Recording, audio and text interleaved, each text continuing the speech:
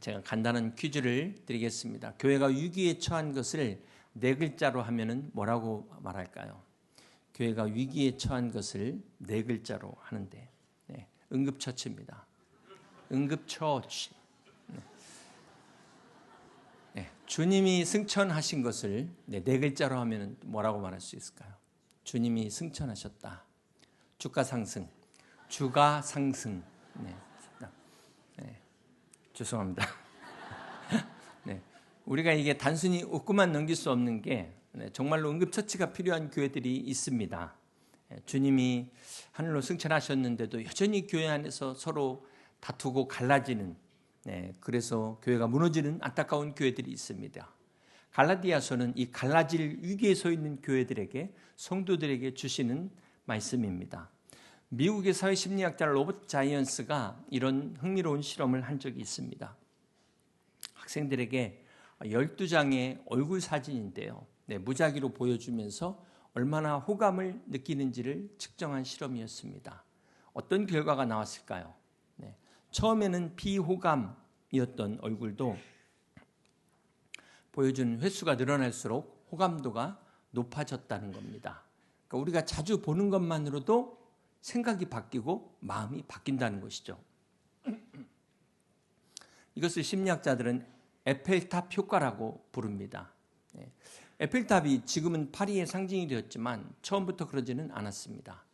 1889년에 이 에펠탑이 완공됐을 때 높이가 312m에 무려 6,300톤의 연철이 들어간 거대한 구조물이었습니다. 그래서 많은 사람들이 반대를 했다고 해요. 심지어 이사를 가겠다.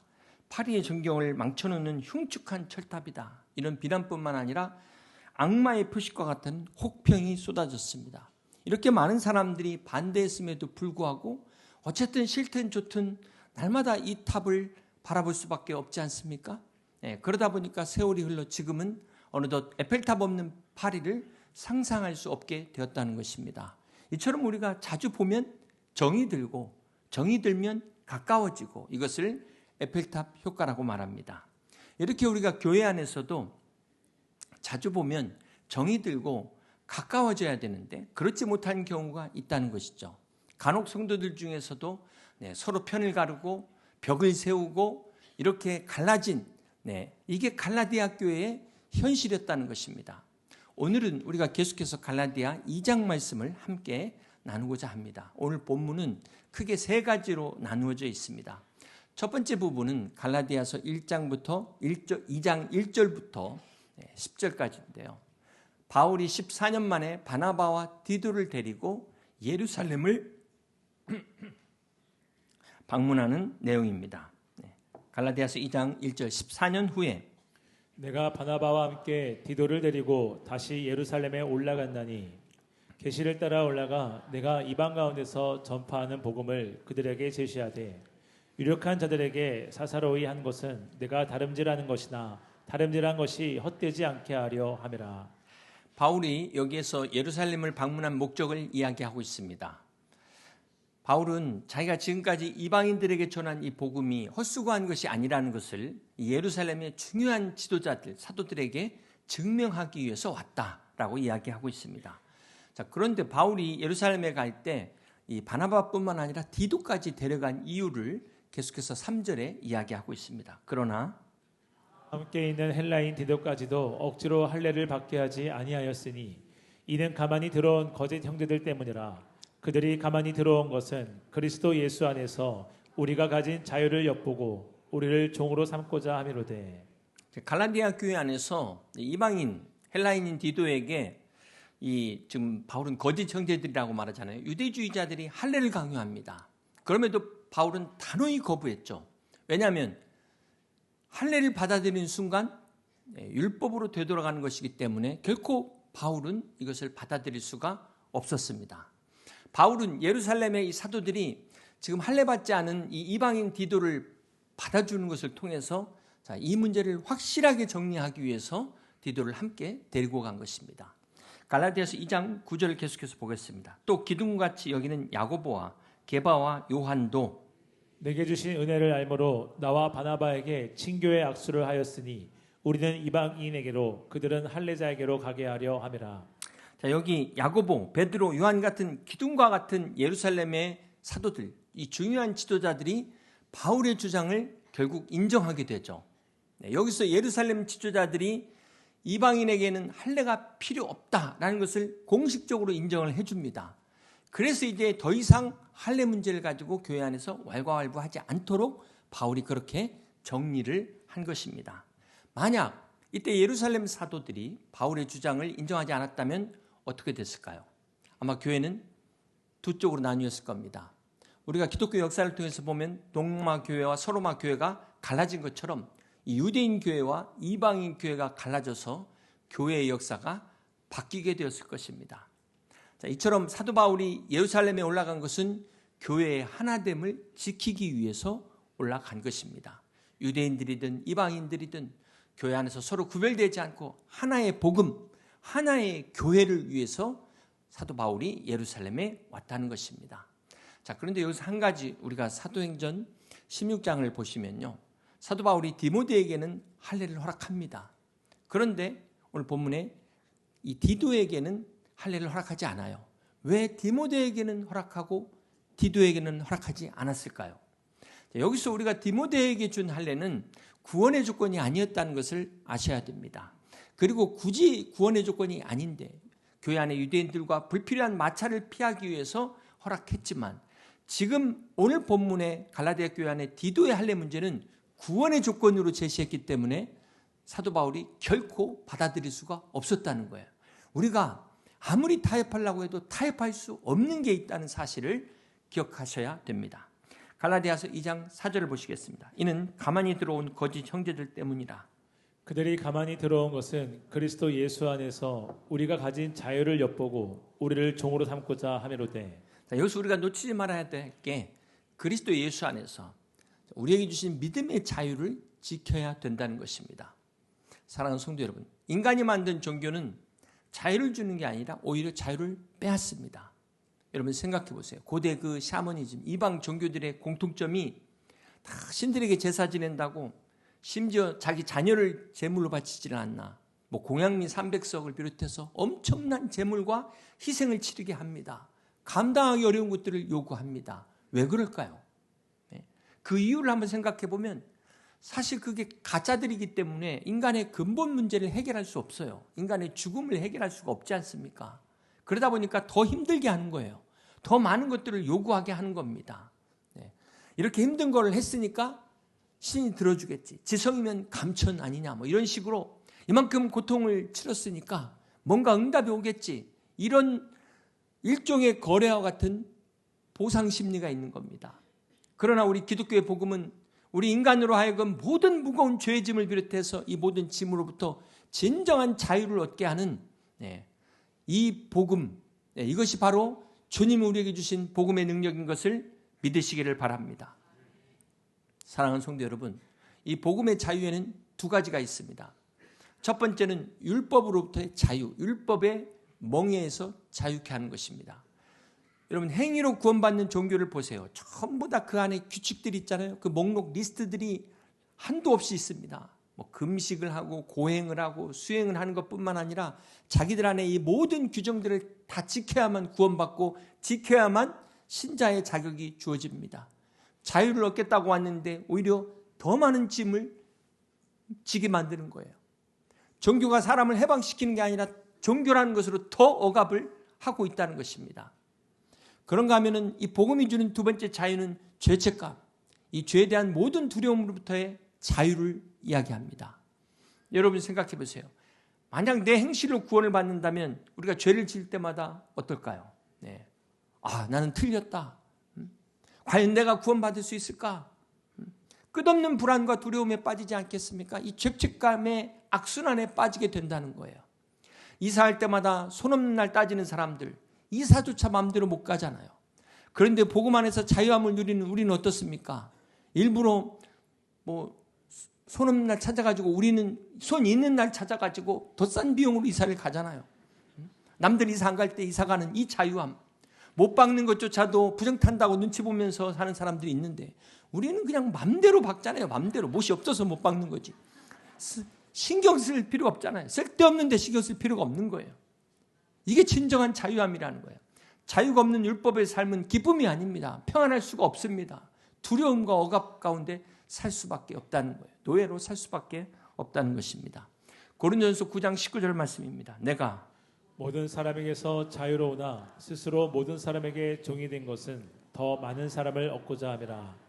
바울이 율법 아래 있는 자들에게는 율법 아래 있는 자들과 같이 되었고 율법이 없는 자들에게는 율법이 없는 자들과 같이 되었다. 이게 뭐 지킬 수도 있고 안 지킬 수도 있고 뭐 이랬다 저랬다 한다는 게 아니라 진정한 자유, 율법에 얽매이지 않는 복음의 자유를 이야기하고 있는 것입니다. 사랑하는 성도 여러분, 오늘 우리가 교회 안에 많은 갈등들이 사실상 여기서부터 시작돼요. 우리가 교회 안에 이렇게 보수적인 신앙을 가지신 분들이 있지 않습니까? 네. 나름 이제 믿음을 지키려고 하는 이 보수적인 분들을 보게 되면은 이제 우리가 우리 나름의 예배가 있어요. 또 모임도 있고 그러다 보니까 또 우리끼리 기독교인들만 쓰는 용어가 있습니다. 교회 처음 오신 분들은 이게 무슨 말인지 모르는. 네. 그러다 보니까 자꾸 세상과는 담을 쌓게 돼요. 거리가 멀어집니다. 자, 그렇게 해서 처음 세상에서부터 이제 믿겠다고 나왔는데 자꾸 이 사람들한테 이렇게 해야 된다, 막 저렇게 해야 된다. 이게 새로운 율법을 갖다가 그 사람들에게 지운다는 거예요. 그런가 하면은 또 진보적인 신앙들이 있을 수 있겠죠. 뭐 이게 진보라는 게 다른 게 아니고 시대에 맞춰가는 것. 이거 얼마나 멋있습니까? 그런데 문제는 맞추는 것까지는 좋았어요. 십자가가 부담스럽지 않을까? 너무 거부감을 주지 않을까? 십자가를 빼버린다는 거예요. 예수님을 빼버리는 거예요. 그러다 보니까 복음 자체가 사라져버리는 어처구니 없는 현상이 생기게 되는 것입니다. 여러분 한번 잘 생각해 보세요. 뭐든 다 상관없다 이렇게 말하는 사람들이 자유로운 것 같지만 사실은 그 사람은 지킬 게 아무것도 없기 때문에 그런 말을 하는 겁니다. 진정한 자유라는 것은 붙잡아야 될 것, 이 본질을 붙잡았을 때 비로소 이 붙잡아지 않아도 되는 나머지 비본질로부터 자유로울 수 있는 것입니다. 복음을 붙잡은 사람은 체면을 따지지 않아요. 전통과 관습 앞에서 자유롭습니다. 그런데 이 복음이 없는 사람은 다 이것들에 매이게 되는, 따지게 되고 종이 된다는 거예요. 노예가 된다는 것입니다. 그래서 고린도전서 10장 23절 말씀을 같이 한번 보시겠습니다. 모든 것이 가하나 모든 것이 유익한 것은 아니요. 모든 것이 가하나 모든 것이 덕을 세우는 것은 아니니 누구든지 자기의 유익을 구하지 말고 남의 유익을 구하라.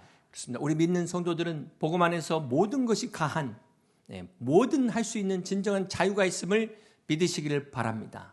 그러나 내가 할 수 있다고 해서 다 하는 게 아니라는 거예요. 우리의 자유보다도 더 중요한 게 뭡니까? 다른 형제의 유익을 구하라는 겁니다. 내 권리보다 더 중요한 게 뭡니까? 우리 공동체의 덕을 세우는 것이 우선돼야 된다는 것입니다. 이것이 복음 안에서의 진정한 자유라는 겁니다. 자유를 받았지만 이 자유마저 기꺼이 내려놓을 수 있는 자유, 이게 복음의 자유라는 것입니다. 고린도전서 10장 31절입니다. 그런즉 너희가 먹든지 마시든지 무엇을 하든지 다 하나님의 영광을 위하여 하라. 여러분, 율법은 하라, 그러면 살리라 라고 이야기하지만 복음은 살았으니까 가서 행해라, 살아라 이렇게 말씀하고 있는 거예요. 복음은 의무가 아닌 감사로 하라는 것입니다. 복음은 두려움이 아닌 사랑으로 행하라는 것입니다. 복음은 억지가 아닌 자유함으로 살라고 말씀합니다. 그러므로 우리가 뭘 먹을까, 무엇을 마실까 염려하지 마시고 무엇을 먹든지 마시든지 하나님의 영광을 위해서 사는 저와 여러분 다 되시기를 주님의 이름으로 축복합니다. 두 번째 내용은 갈라디아서 2장 11절부터인데요. 예루살렘에서 안디옥으로 장면이 바뀌게 됩니다. 우리 11절 같이 한번 보시겠습니다. 게바가 안디옥에 이르렀을 때에 책망받을 일이 있기로 내가 그를 대면하여 책망하였노라. 여기서 게바는 누굴까요? 바로 베드로입니다. 그런데 이 베드로를 바울이 책망했다고 이야기합니다. 여러분, 바울은 한때 교회를 핍박했던 사람이죠. 그리고 그 스스로도 나는 사도들 중에 가장 지극히 작은 자다 이렇게 이야기했어요. 베드로는 누굽니까? 예수님의 수제자 아닙니까? 사도들 중에서 어쨌든 수제자예요. 오순절 성령 강림 때 한 번의 설교로 3,000명이 회개하고 돌아온 사도 중에 대사도가 베드로입니다. 그런데 바울이 선배 중에도 대선배인 대사도 베드로를 책망했다는 거예요. 어떻게 이런 일이 가능했을까요? 먼저 베드로가 어쩌다가 이렇게 책망을 받게 됐을까요? 우리 갈라디아서 2장 12절에 그 이유가 나옵니다. 야고보에서 온 어떤 이들이 이르기 전에 게바가 이방인과 함께 먹다가 그들이 오매 그가 할례자들을 두려워하여 떠나 물러가매 남은 유대인들도 그와 같이 외식함으로 바나바도 그들의 외식에 유혹되었느니라. 여러분, 원래 베드로가 이전에 이방인들과 함께 식사를 했던 경험이 있습니다. 여러분, 사도행전 11장에 보면은 그 고넬료의 환상을 통해서 베드로에게 하나님께서 보자기를 보여주시고 내가 깨끗게 한 것을 속되다 하지 말라. 그래서 이방인 고넬료를 찾아가게 하시고 그와 함께 식사를 하고 그 가정을 구원시키는 사건이 있었습니다. 자, 그런데 이 베드로가 지금 예루살렘에서 이방인들과 함께 식사를 하다가 유대인들이 오니까 살짝 자리를 떠나버렸다는 거예요. 그러다 보니까 그 옆에 같이 있던 사람들도 같이 자리를 떠났는데 거기에 바나바까지 함께 했다는 겁니다. 자, 이것을 보고 바울이 베드로를 책망한 거예요. 여러분, 이렇게 지도자 한 사람의 영향력이 중요합니다. 우리 갈라디아서 2장 14절을 보실까요? 그러므로 나는 그들이 복음의 진리를 따라 바르게 행하지 아니함을 보고, 바울이 베드로를 책망한 이유가 베드로가 복음의 진리를 따라 바르게 행하지 않은 것을 보고 책망했다는 겁니다. 한마디로 믿음 따로 삶 따로였다는 거예요. 여러분, 이게 과연 베드로만의 문제일까요? 바나바만의 문제였을까요? 오늘 우리는 어떻습니까? 이 복음이 세상을 변화시켜야 되는데 오히려 세상이 교회로 들어와서 세상의 기준이 거꾸로 교회를 변화시키고 있지는 않습니까? 우리가 예수 그리스도의 보혈의 능력으로 그리스도 안에서 다 하나 되었는데, 유대인이나 이방인이나 혈연이나 지연이나 학연을 떠나서 다 하나 되었는데 오히려 이것을 거꾸로 나누고 있지는 않습니까? 2000년 전 갈라디아 교회의 문제가 오늘 우리 교회의 문제가 될 수 있다고 성경은 이야기하는 것입니다. 나아가 먼저 우리 안에 믿음 따로 삶 따로 따로국밥의 신앙은 없는지 여러분의 믿음을 한번 돌아보시기를 바랍니다. 사랑하는 성도 여러분, 교회와 목욕탕의 공통점이 목욕탕은 더러운 몸을 깨끗이 씻는 곳이라면 교회는 영혼의 더러움을 깨끗이 씻는 곳입니다. 그러므로 목욕탕에 옷 입고 들어가시는 분 없잖아요. 교회도 마찬가지예요. 여러분, 들어오실 때 세상의 직함이나 배경을 다 내려놓고 들어오시는 겁니다. 그런데 이 교회 안에서 내가 이래봬도 어떤 사람인데, 내가 이런 사람인데, 이 순간 여러분 목욕탕에 옷 입고 들어가신 것과 같다는 거예요. 누가 목욕탕에 옷 입고 들어가는 사람이 있겠습니까? 또한 목욕탕에 보면 여러분 온탕도 있고 냉탕도 있고 뭐 또 중간에 미지근한 탕도 있잖아요. 교회 안에도 보면은 뜨거운 신앙이 있는가 하면은 이 미지근한 신앙도 있다는 겁니다. 여러분은 어떤 신앙을 갖고 계십니까? 계시록 3장 16절입니다. 내가 이같이 미지근하여 뜨겁지도 아니하고 차지도 아니하니 내 입에서 너를 토하여 버리리라. 여러분, 뜨거운 신앙이 아니라면, 내가 언제부턴가 이렇게 미지근한 신앙이 됐다면 오늘 이 시간 성령의 충만함을 받으셔서 여러분의 식었던 신앙이 다시 한번 뜨거워지는 성령의 충만한 역사가 임하는 그런 시간이 되시길 주님의 이름으로 축복합니다. 목욕탕에서 나오시면 어떠죠? 기분이 너무 좋으시죠? 기분이 너무 좋으시죠? 안 그러세요? 그렇죠. 우리가 예배당 나가실 때 여러분 새 힘을 얻고 성령 충만한 아주 개운한 마음으로 기쁘게 나가실 수 있기를 주님의 이름으로 축복합니다. 오늘 본문에 바울이 베드로를 책망할 때 11절에 보니까 내가 그를 대면하여 책망하였노라. 참 바울이 아주 용감하게 뒤에서 비난하지 않고 대면하여 직접 얘기합니다. 우리가 여기 바울에게 배울 점이 있는데요. 14절 같이 한번 보시겠습니다. 그러므로 나는 그들이 복음의 진리를 따라 바르게 행하지 아니함을 보고 모든 자 앞에서 게바에게 이르되 내가 유대인으로서 이방인을 따르고 유대인답게 살지 아니하면서 어찌하여 억지로 이방인을 유대인답게 살게 하려느냐 하여노라. 사실 바울이 베드로를 책망할 때 아니 당신이 어찌 그럴 수 있냐 막 직격탄을 날릴 수 있잖아요. 어떻게 당신 베드로가 이렇게 할 수 있습니까? 당신이 규정을 어길 수가 있단 말입니까? 막 단도직입적으로 간단하게 이야기할 수 있는데 너무 복잡하게 얘기하잖아요. 이 말은 베드로 당신도 지키지 않는 것을 왜 다른 사람한테 요구합니까? 지금 이 말입니다. 왜 이 말을 이렇게 복잡하게 할까요? 베드로가 스스로 자기의 모순된 것을 깨닫게 하기 위해서 돌려서 이야기하고 있어요. 여러분, 우리가 말을 할 때 직언을 해서 찌르는 것과 깨닫게 하는 것은 다릅니다. 꼭 막 전곡을 찔러야만 깨닫는 건 아니라는 거예요. 우리 주변에 보면은 이런 분들 계시죠. 나는 팩트만 이야기한다. 나는 직언하는 사람이다. 마치 정의의 사돈인 양. 그런데 정작 상대가 그걸 어떻게 받아들일지는 생각을 못하는 사람이 있다는 거예요. 우리가 아무리 맞는 말도 상대가 받아들이지 못한다면 이게 무슨 소용이 있을까요? 진짜 성숙한 사람은 내가 할 말 다 하는 게 아니라는 겁니다. 입이 있다고 해서 말을 다 하는 게 아니라는 거예요. 그렇다고 해서 또 뒤에서 얘기하는 것도 아니고 할 말은 해야 되지만 상대가 받아들일 수 있도록 그 감정까지 배려할 수 있는 것이 성숙한 신앙입니다. 그게 믿음의 척도라는 거예요. 미국의 애틀랜타 저널에 이 모건 블레이크라는 기자가 이런 글을 쓴 적이 있습니다. 나는 누구일까요? 나는 죽이지 않고 이깁니다. 나는 가정을 무너뜨리고 사람의 마음을 부수고 인생을 때려부십니다. 나는 바람날개를 타고 여행을 합니다. 나는 진실에는 관심이 없습니다. 정의에도 관심이 없습니다. 나한테 당한 사람들은 바다의 모래알처럼 무수히 많습니다. 아무리 순수한 사람도 아무리 결백한 사람도 나를 막지 못합니다. 나는 누구일까요?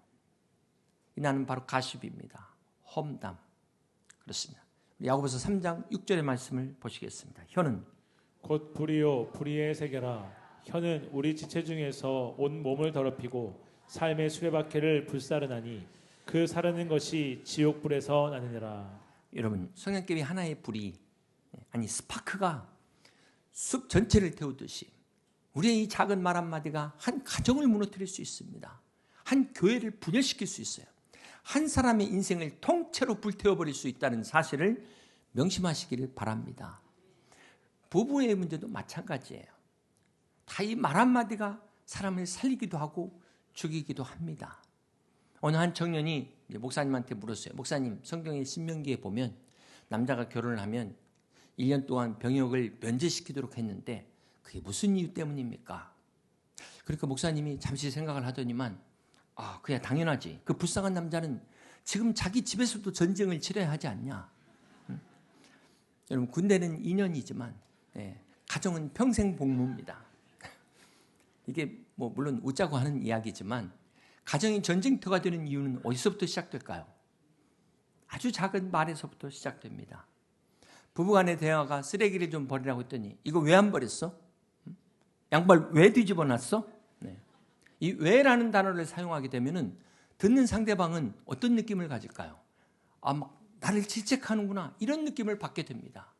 이 왜가 남한테 돌리면 원망이 되는데 나한테 돌리면은 이 왜가 뭐가 될까요? 성찰이 됩니다. 반성이 됩니다. 그래서 우리가 일반적으로 훈계할 때 너 왜 그랬니? 너 왜 안 했어? 이렇게 추궁을 하게 되면 상대방이 죄책감을 갖게 되고 주눅이 들게 되는 겁니다. 그렇기 때문에 바울처럼 추궁하는 대화가 아니라 바울이 어떤 대화법을 썼어요? 하나님이 당신에게 베푼 은혜를 생각해봐라. 그러면 당신이 어떻게 행동해야 될 것인가? 그런 식으로 바울이 대화를 한 거예요. 이게 바울의 대화법입니다. 사랑하는 성도 여러분, 사람을 변화시키는 것은 정죄나 죄책감이 아닙니다. 비판이 아닙니다. 복음의 능력이라는 것을 기억하시고 먼저 우리의 언어가 바뀌시기를 주님의 이름으로 축복합니다. 마지막 세 번째는 바울이 복음의 핵심을 선포하는 내용입니다. 우리 갈라디아서 2장 19절을 함께 같이 읽겠습니다. 내가 율법으로 말미암아 율법에 대하여 죽었나니 이는 하나님에 대하여 살려 함이라. 우리가 예수를 믿기 전에는 죄가 우리 삶의 주인이었어요. 그래서 우리가 아무리 죄를 짓지 않으려고 해도 죄가 시키는 대로 살 수밖에 없었습니다. 그런데 우리가 예수를 믿었다고 해서 이 죄 자체가 완전히 사라진 게 아니라는 겁니다. 여전히 죄의 소욕이 우리 안에 있어요. 그래서 가인에게 너는 죄의 소욕을 다스리라고 말씀한 것 아니겠습니까? 그래서 이 죄의 소욕 때문에 우리가 유혹을 받기도 하고 실수할 수도 있는 겁니다. 그런데 달라진 게 있죠? 분명히 달라진 건 우리가 예수 그리스도를 믿는 이상 더 이상 이 죄가 우리의 주인이 아니라는 사실을 믿으시기를 바랍니다. 그렇습니다. 죄가 유혹한다 할지라도 더 이상 이 죄는 우리의 주인이 될 수 없습니다. 여러분, 우리가 예수 믿고 나서도 옛날 주인이 그리워갖고 찾아올 수는 있잖아요.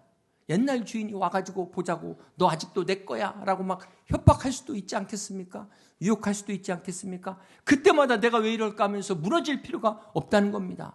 쫓겨난 자가 와서 문을 두드리는 건데 거기다 어떻게 해야 될까요?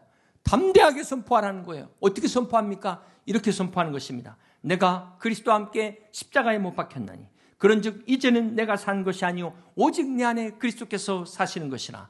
함께 있습니다. 이제 내가 육체 가운데 사는 것은 나를 사랑하사 나를 위하여 자기 자신을 버리신 하나님의 아들을 믿는 믿음 안에서 사는 것이라. 할렐루야. 그렇습니다. 이렇게 믿음으로 선포하는 여러분 되시기를 주님의 이름으로 축복합니다. 사랑하는 성도 여러분, 지난번에 우리가 이 요한복음의 주님의 7가지 선언과 표적에 대해서 말씀을 함께 같이 나눴습니다.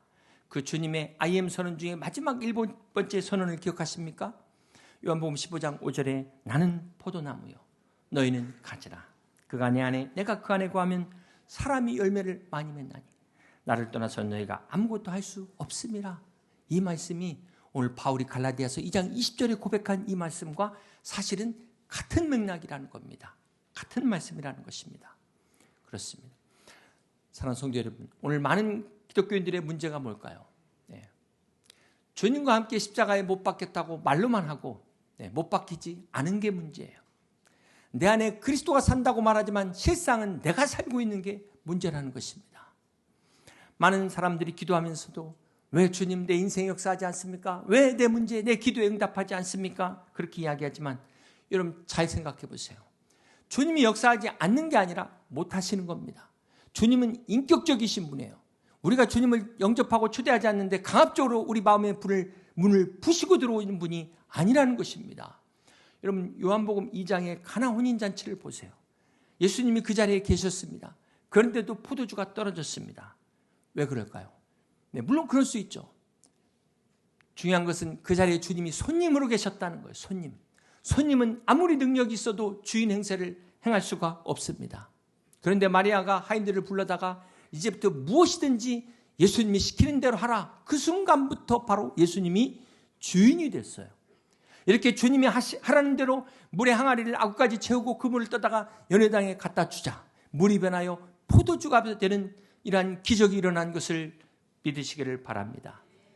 사랑하는 성도 여러분, 우리 예수님은 주님이라고 고백하십니까? 네. 주님을 나의 주인이라고 믿으십니까?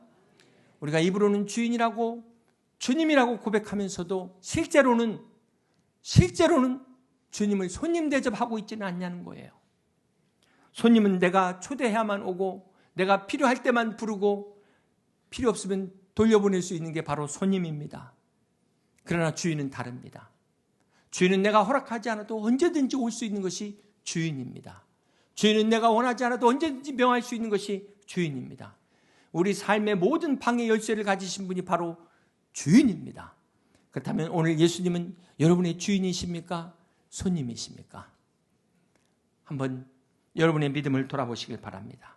오늘 주님이 내 안에 손님의 자리로 계신다면 여러분 주인의 자리로 주님의 자리로 옮겨드리시기를 바랍니다. 이 자리 바꿈의 시작이 믿음의 시작이에요. 이 자리 바꿈이 일어나는 곳에 믿음의 역사가 시작되는 것입니다. 사랑하는 성도 여러분, 많은 성도들이 나는 죽고 예수로 사는 것을 불편해합니다. 싫어합니다. 힘들어합니다. 핵심은 죽는 데 있는 것이 아니라 예수로 사는 데 있어요. 우리는 무소유가 핵심이 아니라 예수로 충만하기 위해서 나를 비우고 내가 죽는 것입니다. 예수로 살기 위해서 내가 기꺼이 죽는 것입니다. 이것이 바로 복음입니다. 요즘 금값이 계속해서 고공행진을 하고 있습니다. 여러분 금 29g 약 5돈을 얻기 위해서는 20톤의 광석이 필요하대요. 10톤 트럭 2대 분량을 버려야만 손바닥 위에 금 한 조각을 얻을 수 있다는 것입니다.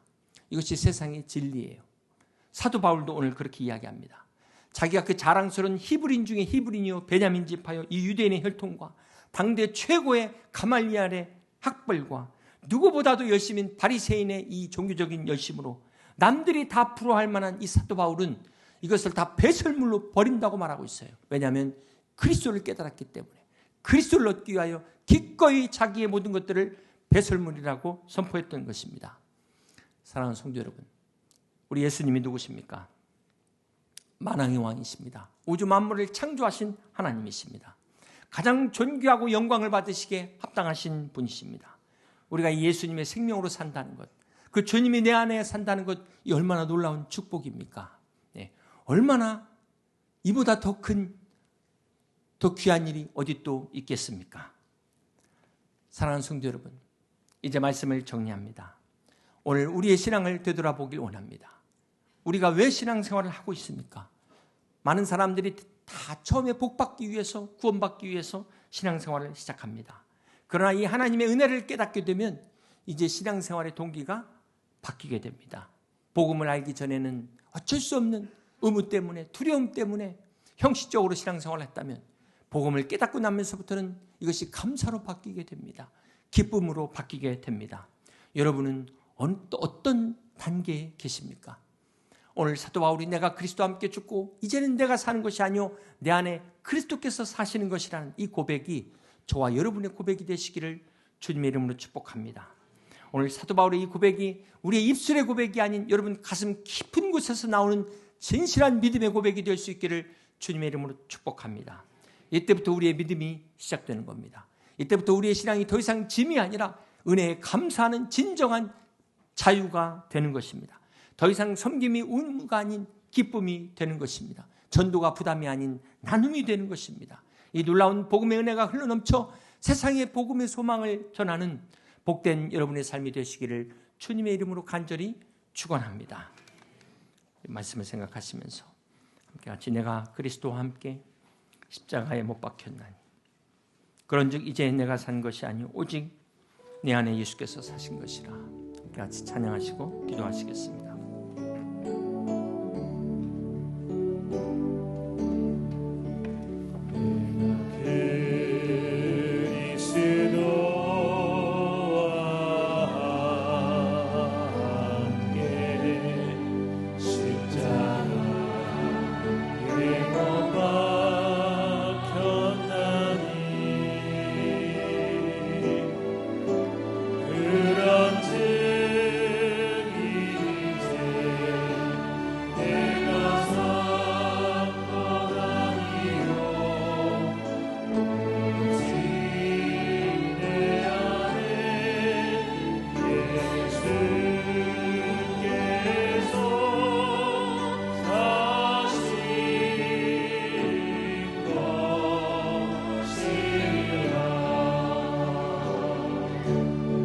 이제 내가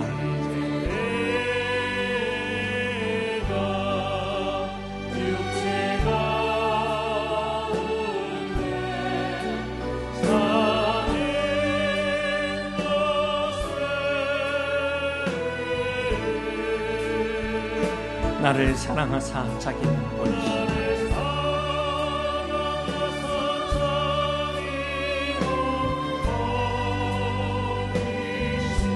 예수 위에 살면서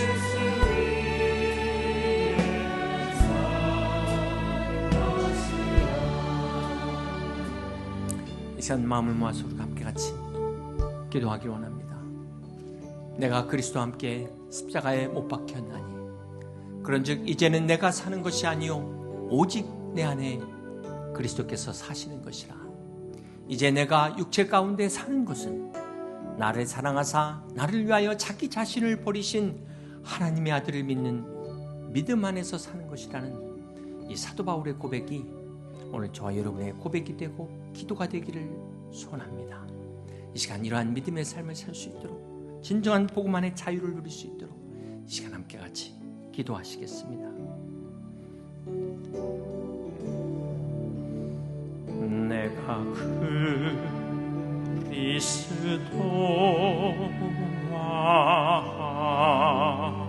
함께 십자가에 못 박혔나니 그런즉 이제 내가 산 것 아니요 오직 내 안에 예수께서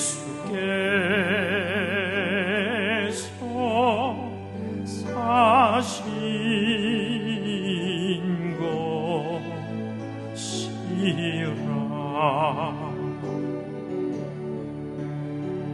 이제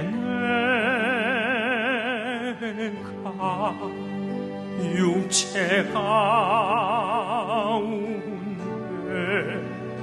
사는 것은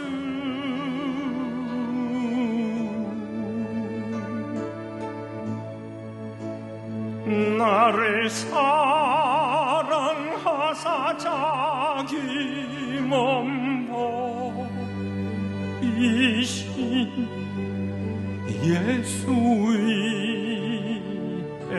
사 것이라. 다 같이 일어났어요. 내가 그리스도와 함께 십자가에 못 박혔나니 그런즉 이제 내가 산 것 아니고 오직 내 안에 예수께서 하신 것이라. 이제 내가 육체 가운데 사는 것은